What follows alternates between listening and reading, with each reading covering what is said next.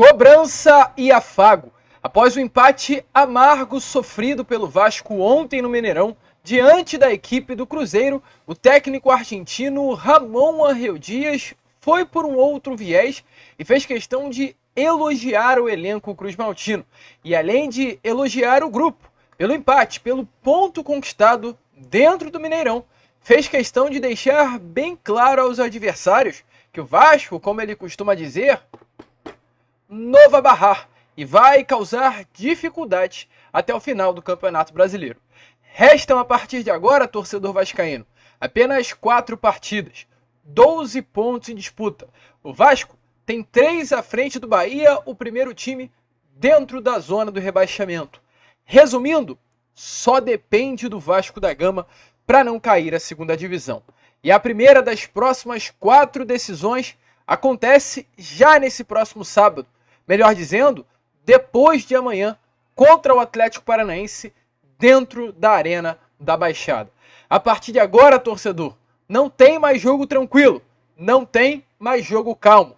É rodada após rodada, decisão após decisão. E é claro, a gente vai falar sobre isso, falar sobre essa próxima partida decisiva contra o Atlético Paranaense no Paraná, falar também sobre o jogo de ontem, dentro do Mineirão, contra a equipe do Cruzeiro, e falar sobre Sebastião Ferreira, o Seba, como é chamado pelos companheiros de elenco, companheiros de Vasco da Gama. O atleta ontem foi um dos grandes responsáveis, tanto pelo empate, quanto pela não conquista da vitória.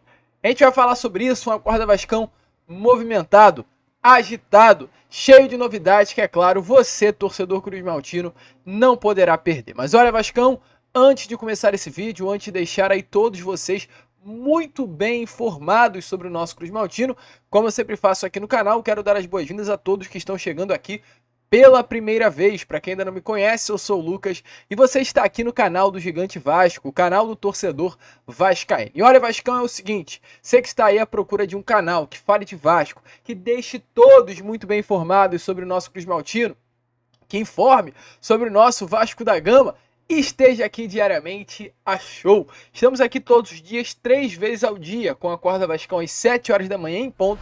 Fala Gigante por volta de 2, 3 horas da tarde e o Boa Noite Gigante na parte da noite. Então, se você está à procura de um canal que fale de Vasco da Gama, show. E agora só precisa vir aqui embaixo e se inscrever no nosso canal. Além disso, de suma importância, ative o seu sininho de notificação, pois você ativando o seu sininho de notificação, todos os nossos vídeos serão notificados a vocês. Além disso, deixe o seu like, o seu joinha, o seu gostei, como você preferir chamar, para ajudar a divulgação e o crescimento do nosso canal. Tranquilo, rapaziada? Mas vambora, né?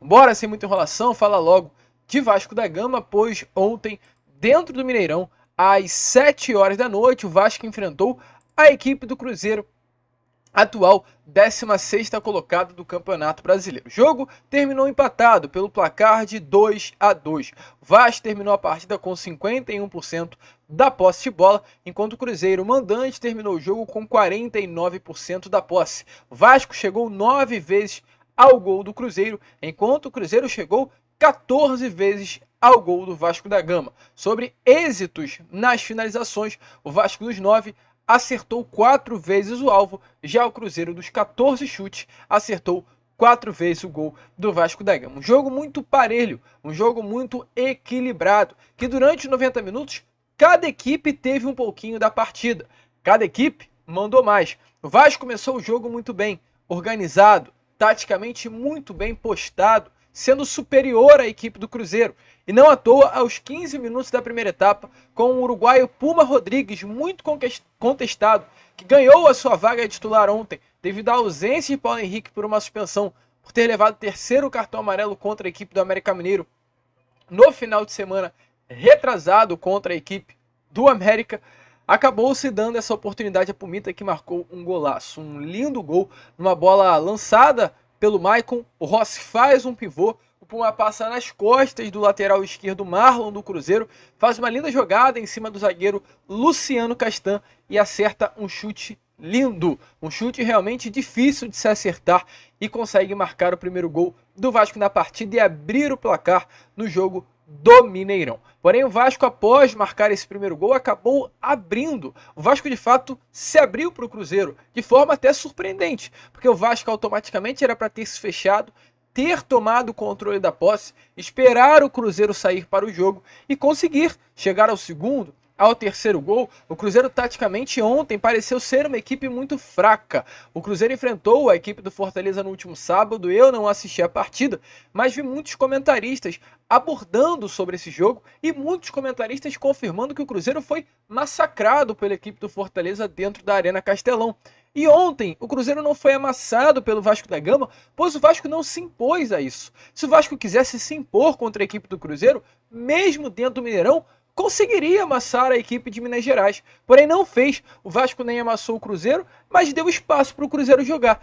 E nesse espaço dado pelo Vasco da Gama, no momento que a linha de 3, o trio, né, de meio campo do Vasco da Gama sobe, abre-se um espaço atrás dessa linha do meio campo, formada por Praxedes, Paulinho e Zé Gabriel. Acha-se um espaço e Arthur Gomes marca um golaço aos 41 minutos da primeira etapa, empatando ao jogo. Logo após o gol, o Vasco sente, né, automaticamente, e aos 54 minutos ainda do primeiro tempo, numa penalidade máxima muito boba marcada pelo Leandro Pedro Voada, em um lance de mão do Rossi, o Cruzeiro vira o jogo e fecha essa primeira etapa com o placar de 2-1. O Vasco volta para o segundo tempo novamente melhor do que o Cruzeiro.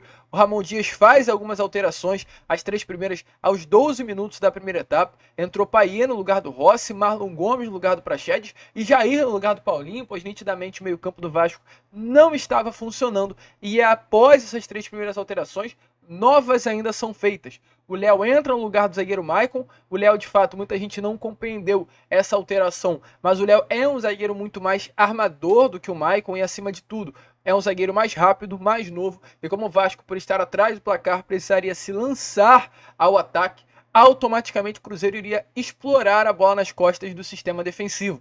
Tendo o zagueiro Léo, ficaria mais fácil do Vasco ter essa solidez defensiva e não sofrer muito com as bolas alçadas pelo Cruzeiro nas costas da última linha de zaga, pelo Léo automaticamente ser um zagueiro mais rápido. Então houve essa substituição, o Medel foi para o lado direito da zaga, no lugar do Maicon, e o Léo fez o lado esquerdo do sistema defensivo, e o Sebastião Ferreira, o grande nome do jogo de ontem, tanto pelo lado negativo quanto pelo lado positivo, entrou na vaga do Zé Gabriel. A partir daí o Vasco se fez ainda mais superior que o Cruzeiro e a equipe de Minas Gerais não aguentou. Aos 32 minutos da segunda etapa, em um lindo cruzamento de Dimitri Payet, Sebastião Ferreira faz um excelente cabeceio, né? Uma jogada que parece ser ensaiada, o Sebastião apareceu no segundo pau, escorou no meio da área para o Gabriel Peck sozinho empatar a partida.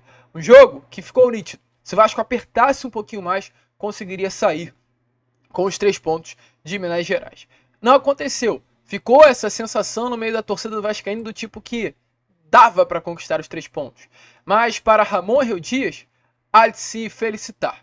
Foi um empate importante, um time que se fez presente ontem no Mineirão para Ramon e uma equipe que, como o próprio Ramon disse na entrevista coletiva, teve atitude. E para o técnico argentino vai ser muito difícil o Vasco da Gama ser rebaixado à Série B do Campeonato Brasileiro. Los torcedores tienen que estar felices por el resultado que hemos obtenido hoy. Porque seguimos peleando. Le aclaramos nosotros que nosotros 4 fechas antes no nos íbamos a salvar. Íbamos a pelear hasta el último, como todos los equipos, porque tienen orgullo, son grandes equipos. Es un campeonato difícil, uno de los más difíciles que me ha tocado en este último periodo, en estos últimos años de competir. Y el público tiene que estar orgulloso del Vasco, porque seguimos compitiendo. Tenemos que mejorar tácticamente, hemos trabajado muchísimo tácticamente. Sabíamos que los 2 internos eran muy profundos y eso lo hemos trabajado, pero durante el partido se hizo bastante difícil y complicado de poderlo tomar y realizar. En el segundo tiempo cambiamos y fue otro equipo completamente distinto, donde puso el espíritu, la intensidad, mucho juego ahí en la mitad, lo superamos por completo, le creamos 4 situaciones, le hicimos 2 goles, que seguramente los vamos a ver, pero me gustó. Pero tenemos que corregir, hay que seguir corrigiendo, seguir trabajando, porque el grupo está entero. está con una actitud, con el espíritu justo para pelear hasta el final. ¿Está bien? Então, como vocês viram aí, né, Ramon Dias faz questão de, após o empate, mesmo diante de ter uma partida com a possibilidade de vitória, exaltar o elenco cruzmaltino na noite de ontem. E olha, torcedor, Ramon Dias não exaltou apenas o elenco do Vasco da Gama. Ramon Dias fez questão de exaltar um personagem que ficou muito marcado na noite de ontem, infelizmente pelo lado negativo, que foi o atacante paraguaio Sebastián Ferreira. O atacante paraguaio não marca um gol há mais de um ano. O último gol marcado pelo atacante foi em outubro do ano passado, quando ainda vestia a camisa do Houston Dynamo do futebol norte-americano. Nessa sua passagem pelo Vasco da Gama, Sebastián ainda não marcou. Como também, enquanto vestia a camisa do Houston Dynamo, não havia marcado na temporada de 2023 com a camisa do clube norte-americano. E ontem, sobraram oportunidades para Sebastián Ferreira marcar o seu primeiro gol em 2023. Felizmente não aconteceu. A primeira em uma bola cruzada na área por Payet. Payet faz uma linda jogada na lateral do campo, corta o sistema defensivo todo do Cruzeiro e cruza no primeiro pau para Sebastián só cabecear. Sebastián pula atrasado, perde o tempo e erra a bola. Ok, esse lance passou despercebido, mas houve mais um lance. Em uma linda jogada construída por Lucas Piton, ele aparece livre na grande área, o Payet está atrás dele também livre para tocar, mas Lucas Piton, que tem sim um cruzamento muito diferenciado, acha Sebastián Ferreira livre na entrada da área. Ele o gol. É só fazer e correr para o abraço. Mas infelizmente Sebastián Ferreira erra um gol. Um gol que nitidamente era mais fácil acertar do que errar. Mas aconteceu. E por fim o terceiro lance que marcou a partida de Sebastián Ferreira. Em uma bola linda, sobrada no último terço do sistema defensivo do Cruzeiro, abre-se um clarão, o Vasco consegue uma enfiada de bola e Sebastián Ferreira toca para Gabriel Peck toca para Verratti e sai o gol. Nesse momento que Sebastián Ferreira está com a bola, há uma disputa entre ele e o Gabriel Peck para se entender quem iria dar início à jogada. Sebastián Ferreira toma a frente do atacante brasileiro Gabriel Peck. Porém, Sebastián estava impedido. Se Sebastián não tocasse na bola, o lance daria prosseguimento e o gol seria validado. Então, Sebastián deu assistência ao primeiro gol do Vasco, ou aliás, ao segundo gol do Vasco, mas também prejudicou muito o Vasco da Gama. E saiu chorando. Camisa 9, que veste a camisa hoje do Vasco da Gama, saiu consolado de campo pelos seus companheiros de elenco. Medel, Capasso, até o próprio Dimitri Payet fizeram questão de ir até Sebastián Ferreira e consolá-lo após a partida ruim ontem contra a equipe do Cruzeiro. Mas se Sebastián saiu chateado e os torcedores se irritaram com a atuação do paraguaio, quem fez questão de exaltar o jogador foi Ramon Arreu Dias. O técnico argentino foi à coletiva e disse que Sebastián o encantou. Gostou muito da atuação do atleta ontem diante do Cruzeiro. Y Seba me gustó, me encantó, me gustó muchísimo, tuvo dos ocasiones. Es muy peligroso, se está adaptando al fútbol brasilero, pero cada vez está creciendo mucho más. Tuvo dos chances para poderla conquistar. Es una lástima que no pudo convertir porque está haciendo un esfuerzo enorme, está trabajando, está duro, sabe que cuando el poco tiempo que le puedo dar, da el máximo y realmente él y Seba él y Paulo fueron muy peligrosos en el segundo tiempo. Que creo que merecíamos ganar. Então, torcedor vascaíno, como vocês viram aí, né?